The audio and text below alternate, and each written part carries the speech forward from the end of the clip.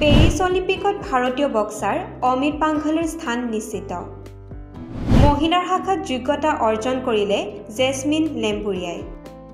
নিশানদেৱৰ পাছতে পেৰিছ অলিম্পিকত নিজৰ স্থান নিশ্চিত কৰিছে দুগৰাকী ভাৰতীয় বক্সাৰে।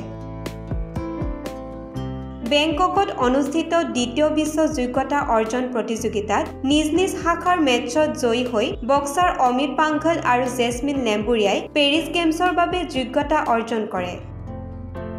2 জুন দেওবাৰে অনুষ্ঠিত যোগ্যতা অৰ্জন প্ৰতিযোগিতাত পাংঘলে প্ৰথম ৰাউণ্ডত যথেষ্ট মন্থৰ গতিৰে আৰম্ভ কৰিছিল।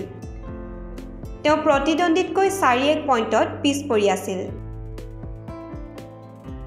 কিন্তু পৰৱৰ্তী দুটা ৰাউণ্ডত দুৰ্দান্ত প্ৰত্যাহ্বানৰ জৰিয়তে পাংঘলে চীনৰ চুৱাং লিউক 5-0 গলৰ ব্যৱধানত পৰাস্ত কৰে আৰু তেওঁৰ দ্বিতীয়খন অলিম্পিক গেমছত স্থান অৰ্জন কৰে।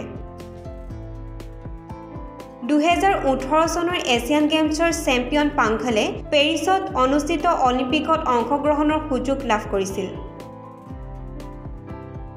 উল্লেখ্য যে BFI অৰ্থাৎ বক্সিং ফেডাৰেশ্যন অৱ ইণ্ডিয়াৰ গ্ৰেডিং মাপকাঠিৰ ভিত্তিত পূৰ্বৰ দুখন যোগ্যতা অৰ্জন প্ৰতিযোগিতাত অংশগ্ৰহণ কৰা বিশ্ব চেম্পিয়নশ্বিপৰ ব্ৰঞ্জৰ পদক বিজয়ী দীপক ভুৰিয়াই ৰাষ্ট্ৰীয় দলৰ পৰা ওলাই অহাৰ ফলত পাংঘলৰ সংগ্ৰাম আৰু অধিক ভয়াৱহ হৈ পৰিছে।